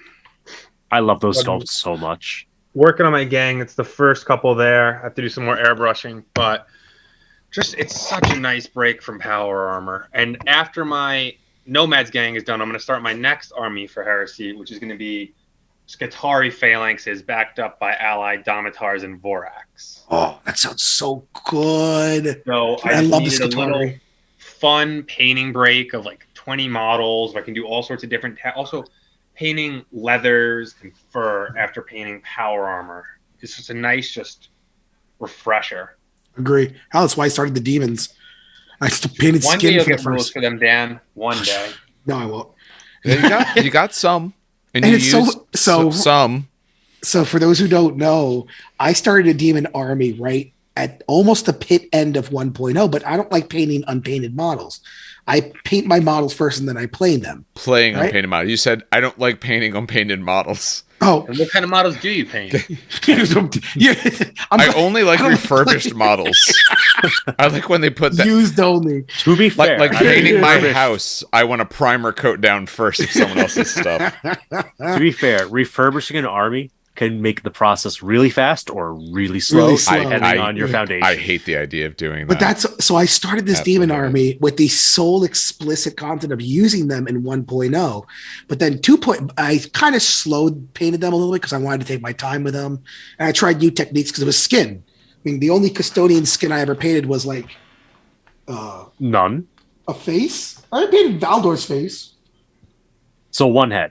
Because all the Actually- Marcus Aureliuses have one. No. No, One of Marcus them Aurelius has is helmet unhelmeted. One of them does. So yeah, I don't paint flesh. So I took my time and stuff. And then 2.0 dropped. And then I was like, okay, Mechanicum. Then Custodes came out. I was like, okay, Demon should be out soon. And they're like, oh, not until summer. And I'm like, If demons and militia drop over the summer, I know I talked about doing a little break from events over the summer. If it would be okay with Steven and the Toy Wiz guys just doing like a free play Heresy day at the store, just hey guys, we have a new book. Yep. Sound off below. Oh, yeah. If you can make it down to Toy Wiz. Absolutely, dude. The day that I mean, Siege hell, of Cathonia comes out, I plan on just having everyone swing by, play games, just take that entire book and digest it in a day. I mean, one of my favorite Can't models wait. I printed was that stupid I don't even know what to call it, but Dave's seen it before, the Demon Centaur beast that's like this big, it's like night sized. Oh yeah. I wanted to use him so bad in Heresy, and it's just like now it's like, oh damn it, there's no behemoths anymore. No, agree. When that book drops, we should do something. Yeah. Absolutely. We can even I put will- it together. That's fine. I will drop Custodes so quick. I love my Custodes, but I played them for 8 years now. God, wait, when was 2017? Is that 3? What year do you think it is now? I don't even know. Well, I thought your question would have been like, when did it come out? Something like that. Not how No, many 'cause years ago was a technically- certain year. Technically, when they came out, they didn't really have rules because it was like 7th edition and they had like Talons of the Emperor box. So Okay. technically, they didn't have rules until like 8th.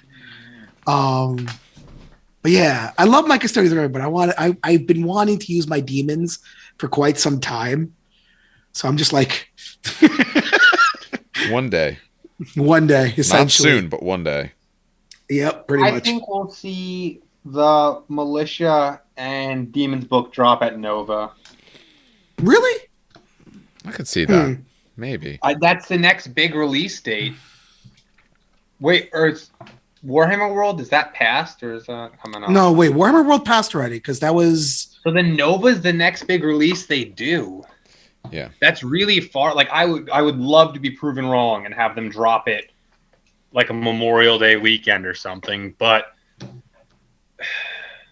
because that's late. That's August. That's going into Yeah. fall again. No, I don't think. I think we're getting it maybe then. I would be shocked if it was any earlier. I'm not saying it's not a priority for them, but I think especially, they have 10th coming up, all that kind of stuff. I think it's going to be all hands on deck. Summer is going to be 40K. They're not going to care about 30K summer. Yeah. If you guys had one wish for Games Workshop to apply to Heresy, what would it be? Oh, damn it. Mine would be not ITC style, but support the way there is for ITC for 40K for 30K. Just a big event. Like there's Nova, there's LVO, there's Adepticon, but just a couple more big ones for Heresy. Like one in New York City, which would be really nice and close that I could go down. Like something like that. That'd be my dream for Heresy. Yeah, because you live like in Canada where Sean lives, don't you? Exactly. The east part of that, yeah. East Canada. That's one thing I want to see. Oh man, that's actually okay. So I'm ignoring models, obviously, because if I had a wish, honestly, because it'd be custodian specific, I'd want us to have Alaris and Virtus Praetors in 30K because they exist in 30K. I don't think that's. I mean, you can have more than one wish if you want, but I don't think No, that's I know, a but that was crazy like- wish to have.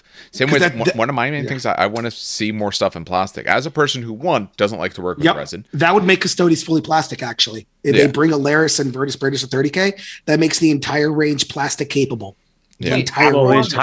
you mean the entire plastic army cape? Yes, the entire army, the entire plastic army would be transferable. There you go. Okay. Yeah. But if I had a wish, okay. You know what I wish Games Workshop would do? And I've wanted this for so long. I wish they would have a Warhammer world on the East Coast, exactly like they have in Britain. IKEA-sized Warhammer world. So Bigger than you IKEA. battle bunkers. That's what you want Is back. that is a wait? battle How big is bunker. War? Wait, hold on. Is Warhammer world bigger than IKEA? No. I think so. The offices are attached to it. Yeah, And the I don't know how factories big it is. across the street. Yeah, Oh, you're it's- right. it's big. Oh crap. Okay, I so think the gaming floor by itself is IKEA size. so yes, I would.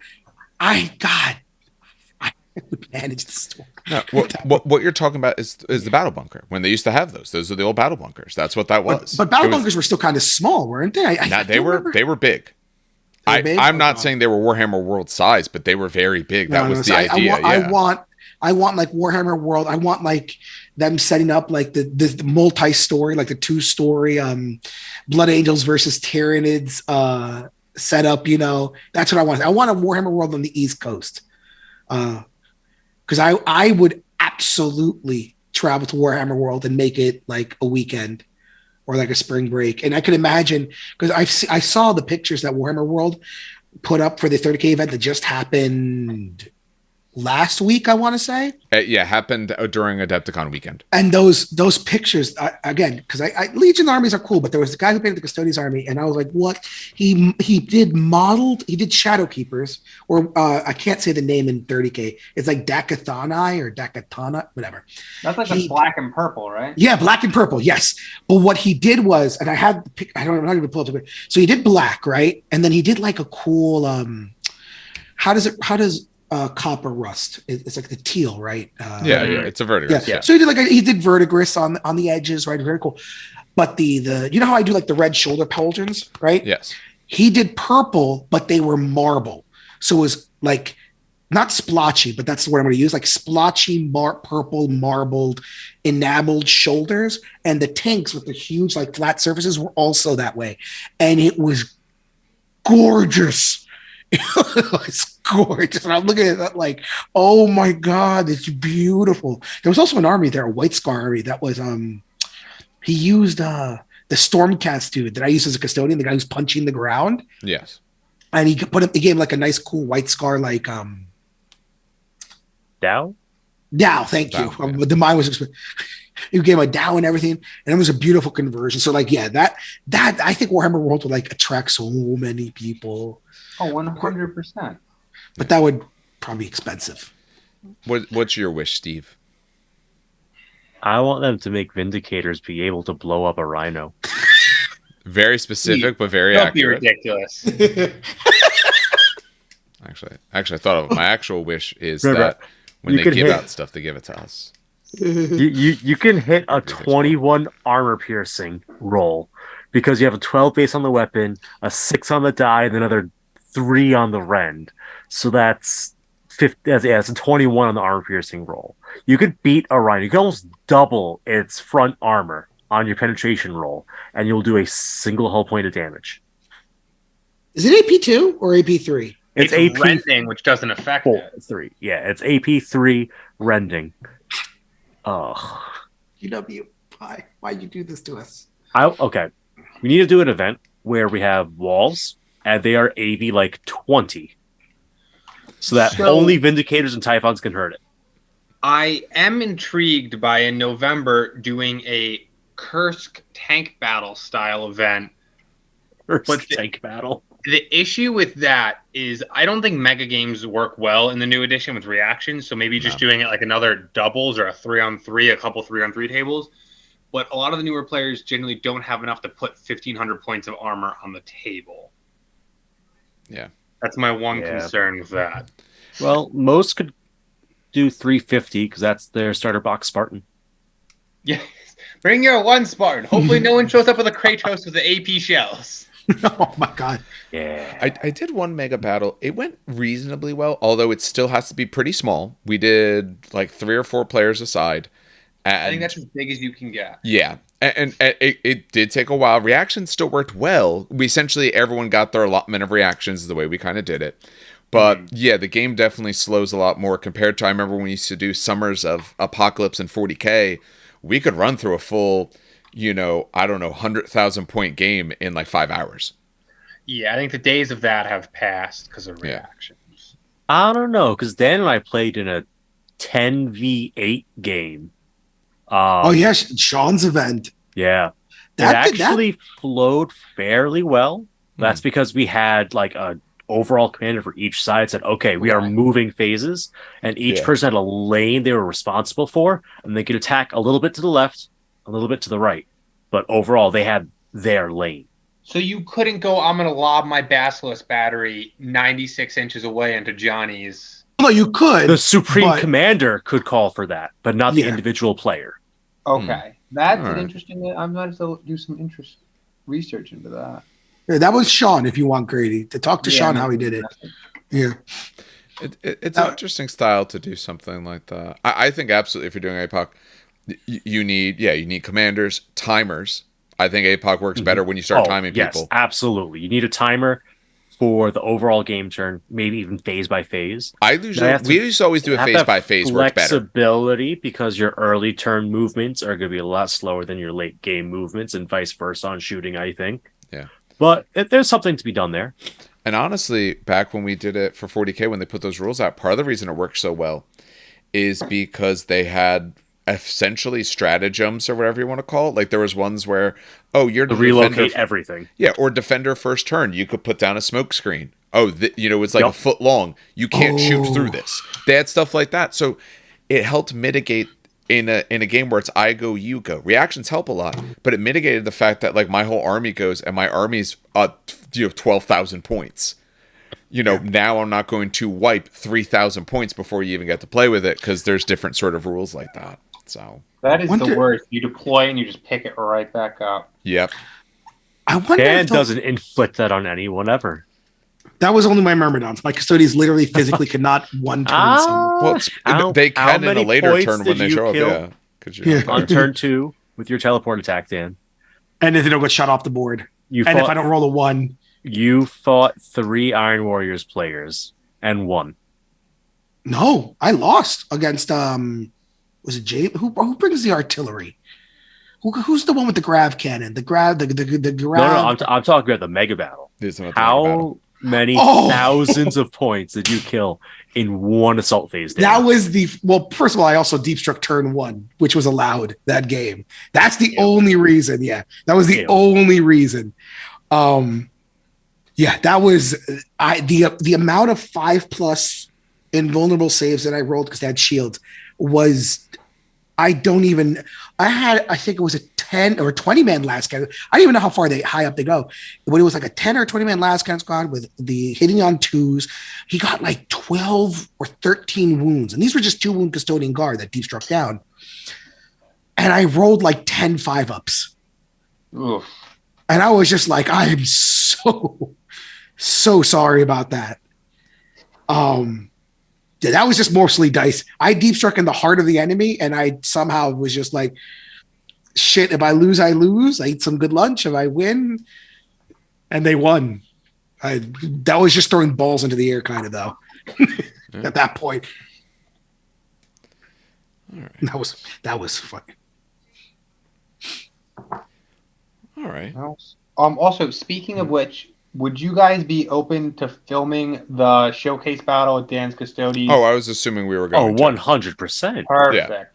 Yeah. My assumption is we were going to be, that would be the one, whichever the first one game or something like that, that'd be the one that we're going to film. It's Custodies and White Scars, or Custodies, White Scars, Sisters? It's Custodies, White Scars, and Sisters versus Iron Warriors and Night Lords. Oh, Lord. On an 8x4. Oh, God. It's going to be so much fun. That's going to be awesome. Yeah. Yeah, we'll figure out how to do it. We're going to have to... The logistics might be a little bit tougher than it is normally, but we can make that work, I think, absolutely. We'll find a way. Might just have to talk over it later. Yes. Like, film it, but then redub it. That we have no... I'm going to try my hardest that hopefully Jeff's not going to play. He's going to ring so that if we do have drops, I can just focus on running the event, which also will allow me to help a little bit more. Yeah. The other thing with that, if we're trying to do something like that, even if because we also use a gimbal, even because that might be a little much for them. In the first one, I don't.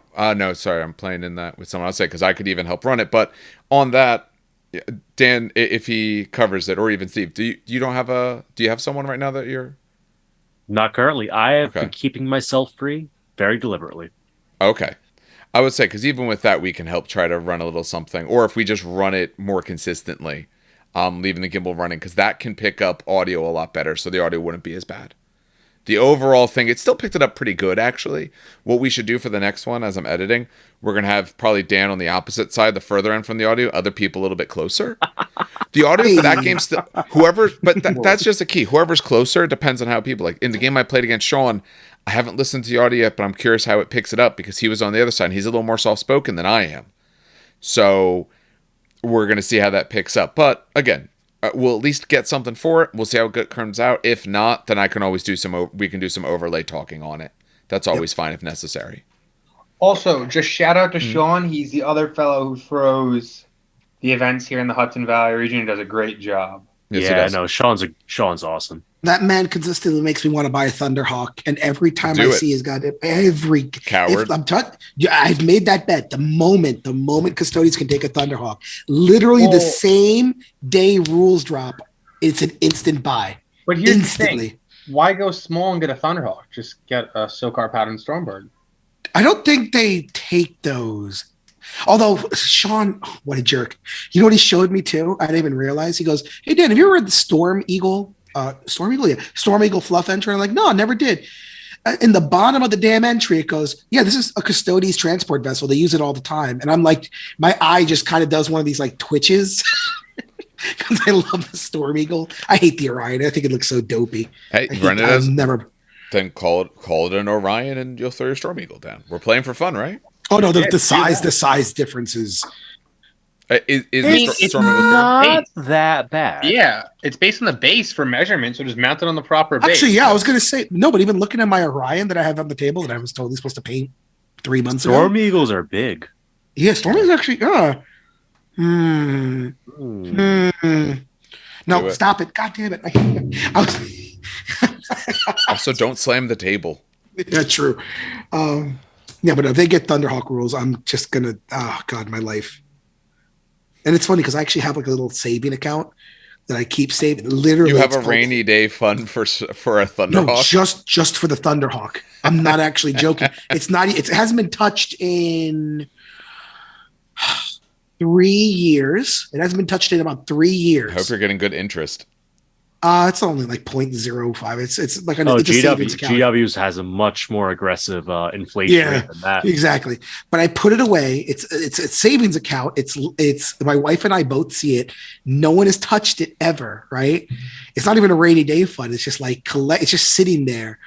And we both kind of made a joke that if they ever like do this, I'll buy it. That's instant. Like you close the account and I use it. But it's still sitting there. And I'm thinking to myself, like, I'm hoping that they don't, but I'm also hoping they do. Because the Thunderhawk is, I think, in my opinion, and people will fight me on this, but I think the Thunderhawk's one of probably the coolest planes they've ever made next to the Avenger. But that's because that's because I like the Warthog in real life. But I think the Thunderhawk is just the coolest looking thing. It is absolutely a very cool looking model. I love that not the first generation Lightning, the second generation Lightning they released. The one that's currently on the Forge World web store. So not the one that has the eagle wings. Not the eagle boss pattern. Not the eagle. Okay, that's how I thought. I had to think about it. That one that has the swoopy wing. The more ground attack looking one. Yeah. I'm looking at it right now. Oh yeah, definitely. Ah, man. Dan's child's going to be like getting ready for college. There's going to be this money so sitting aside and be like, is that for me? No. I'm so sorry. That's for my other baby. For the Thunderhawk. Like financial talk aside, as I've made this already, my wife handles all the finances. I cook and I clean. That's my job. She handles all the money. And I don't mind that. I don't have any college loans because she took them over for the past 4 years. She goes, Dan, you're allowed to spend this much money this month. And I'm like, okay, that's my allowance. That's why I don't have college loans. She tackled it. So It's funny because you'll see like in our bank account, you'll see like, child college fund, retirement money. She splits it up. Roth IRA accounts, stuff like that. And then it's literally the most random thing. And it says Thunderhawk Fund. Like no activity for 3 years. Oh man. That You guys bankers probably like, what is this? Yeah, what the hell's a Thunderhawk? What is this nonsense? Is that a weapon? No, he knows. And he's like, man, I hope it happens one day for this man. They'll release a plastic Thunderhawk before they allow custodians to use it. Did. That was the biggest scam ever. Oh, that was so good. I felt the salt of a million gamers. I was so angry. By the way, Grady, to get your reaction, did you hear about the Forge World Mastodon and Glaive incident? No, what happened? Mastodon can't be found on Forge World anymore. It's because the mold's cracked, I bet. It's not plastic, it's the mold. Well, here's the fun part. Someone got an email because they bought a Glaive. Yeah. They refunded the money, and they said the mold will no longer be available, and they said to wait. Yeah. The glaive is obviously the glaive in plastic. That makes That's sense. what people are with that email. People is like, I can't see the Mastodon in plastic. No. That is too niche of a kit. And like a glaive, you could easily transport over to 40K also. yeah. I think they has rules in for It does, but like you could put that in a Marine like Codex or an Apocalypse book and like toe to toe with a Baneblade. It's not crazy. Yeah. The Mastodon, on the other hand, I feel like that, like you said, the die might be cracked. Yeah, because that's happened before. They've pulled it because they've cracked a mold in the past and all, Yeah. or the molds have degraded to a point where they have to replace them. But that refund, like the Gorgon. Yes. The big transporter. Yeah. Yep. No. The glaive is absolutely going plastic, and that email proves it's going plastic. And we all kind of knew it would. With the fact they're doing these Lords of War, the Typhon, all that kind of stuff, we know they're going to be doing other Lords of War, but I think there's a limit. And under Mastodon, I think currently is definitely that limit. man, the Oh, Fellblade 100%. I honestly would prefer the Falchion over the Glaive. which one? Okay, I'm confused. Which one is the laser beam? That's the So glaive. the glaive is the giant Volkite that draws a line across the table. That's the one I like. Yes, I love it. I want one so bad. It's been on my list for quite a while. They could easily do with two different turrets, a Fell Blade and a Fell Blade. Yep. Yeah. And two separate kits apparently, because the Typhon and Cerberus are separate kits, and that I don't bugs me to no understand that end. myself. It's money. It's there's Well, nothing they more to do than money. They sold Contemptor bodies, remember? And no Contemptor's That legs. I am salty about. Yes. Many people were on that one. And the price point's just not good either. That's the worst It's part. extortion. I don't And know. people are celebrating it like Michael, at the end of the day, like everyone does their hobby a different way. I'm not really that bothered. My only thing that I get a little salty about is when it affects people's ability to play the game overall. Yep. No, I agree. Like, Yeah. I was not a fan of the resin chainsword and I don't think anyone was. No. What was it, like 5 resin chain swords? yeah, Right? 5 chain swords, 1 heavy chain sword, and 5 bolt pistols. Yes. I don't my think- thing with that, It is currently the only way to get a bolt pistol for your tactical squad sergeants. yeah, Wait, what? it only comes with the plasma. Yeah. The Mark basic 6 is- kit has a power sword, power fist, lightning claw, plasma pistol. Those And are the your lightning options. storm power fist are the same model. You just glue it on the Yep. top. Yeah. I called it when we forgot the preview images. There's no bolt pistol in the kit. I I was like, remember no, this no, no, no, no. conversation. You Yeah. remember this conversation. I Yeah. said, there's no bolt pistol in the kit, guys. Someone would have modeled at least one. Games Workshop loves to show off. Look at all these options. Yes. They would have had at least one bolt pistol in the box, in the picture if there was one. Honestly, that's So why I like the Mark III kit. It's got all my the whole- options. We already have that Mark III and the Mark IV weapons kit on Forge World Yeah. with the Jarnable sabers, that power axes, power fists, bolt pistols, plasma pistols, hand flamers. I think this Mark VI despoiler kit is just redundant. Like if someone's gonna buy resin upgrades, they can already buy the Mark IVs or the Mark IIIs and just stick And them get on. a posed model specifically that's supposed to have that dynamic close combat stance. Or let's mean- be honest, 3D printing does exist now, and chain swords. Well, Or that's the not. problem. That's Yeah. what all mine are. They Mine are all needed 3D to printed. come in at a price point where it's like, I'll just pick this up from the local shop. But you can't guess pick what it up they from a local didn't shop. do? No. It's not an impulse buy when you have to go onto Forge World, go through a 3-step process. I'm going to make it a 1-step process to take your money, I'm sure. I will said say, that. Forge World, you're 100% right. I've had some Necromunda stuff sitting in my Forge World cart, and I just can't bring myself to hit checkout. Versus like when I was at Toy Wiz last week and I grabbed a whole bunch of stuff I did not need, but I wanted because it was there. Because it was in your hand. She's like, well, it'd be a shame if I got Yeah, it all the way exactly. to my hand and Here, I think I have didn't them right take it here. home. My Necromunda. Jesus. I was like, do I need these? No. Do I want more Necromunda stuff? Yes. Okay, cool. The joy of gaming, man. Whether you have a girlfriend or a wife, they will never be upset or like wondering where that money is going. No, they will. So, no, because my wife is like, she'll Okay. see $100 Oh, charge. they know she'll be where mad. it's going. They understand where it's she'll be going. mad. Yeah. But it's not like, but a point is like, any other person that's not like married to a war gamer, they see $100, $200 charge. You're like, the fuck did he spend $200 on? Oh my God, what is this? Meanwhile, my wife is like, dinner. yeah. And then meanwhile, my wife is like, what'd you buy? I didn't buy. No. Shh. Hush yourself. I gave you an $80 limit and you spent $180. What did you buy? But babe, I needed spray paints. No. Shh. Hush yourself. No. I know you don't need them. Yeah. My girlfriend's biggest thing is she's like, you just started a project. Why'd you buy? Like, well, a new project came to mind. I just have to have the stuff in case Games Workshop ever discontinues it. So I get this pile of Scutari. That's how I justify buying like a whole bunch of Scutari, just in case Games Workshop discontinues them. Oh my God. Lord have mercy on our souls. Yeah. Now with the assault, they should just wait until they had a kit ready, because I think they're going to create more ill will than they will purchases. You do a full kit, I'll buy it. You do this Forge World upgrade now. Yeah, if they drop the resin upgrade, like the first month of the game being live, okay, That it's a fine. holdover. Yes. This is 9 months later they're dropping it. It's not at all the right timing. It totally hit the mute again. The cat was like, nope, I'm done here. No more talking. All right. All right. I love that cat. All right. All right, anything else? At the end of the day, people just throw events. That's my. Yeah. Yes, throw events. Have snacks. Have props. Props are great. If you're doing narrative event, props bring people into it. Because they go, look at this cool thing I got. Like this last event, we got purity seals. Yeah. That was awesome. Oh, hands down. Oaths a moment, not purity seals. Oaths a movement. Bro, I looked at mine and it's actually hanging next to the you can't even see it. You don't wear it to school? Mine's on my. I don't know. Yeah, hold on a second. No, yeah, it's not. It's gonna be hard to see. Put it on your work lanyard.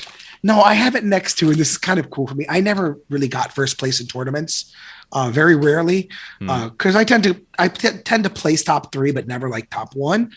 Always the bridesmaid, never the bride. Yeah, pretty much. Second place, first place loser. But I actually have 2 plaques from Putnam 30K events that were given to me. And I believe one is best loyalist commander. And I can't see the other one. The other one got like knocked flat because of my cat. But I have them framed. Oh God, let me see if I could get a good. You definitely can't. Yeah, no, I see there's some paints. Hold on. And I see that MCP model that you haven't worked on yet. Also play MCP. It's great. Squirrel Girl's coming out. She's awesome. It's an Orion jet. What are you talking about? You want Jet the Land Shark? I have those. So I have 2 of those, and I got at 2 separate events, and I have that actually hanging on my banister. And it sounds stupid. Listen, is it a piece of paper? Yeah. Who cares? Hey, so but it's a memory. Yeah, but it's a memory.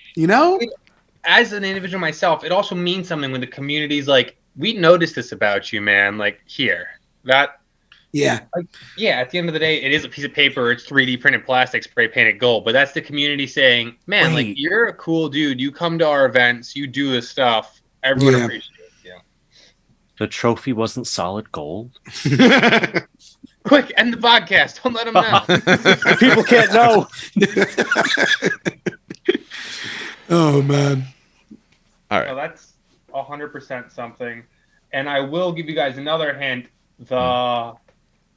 We're getting some stuff to add to the fluff. So if you guys have any cool things your Praetors did at this last event or memorable things, shoot me a message with it in a little type up, and we'll see what happens. No, literally did nothing. Mine just died a lot. It hid in a vehicle. No one sent worked me that. great. His head was separated from his body.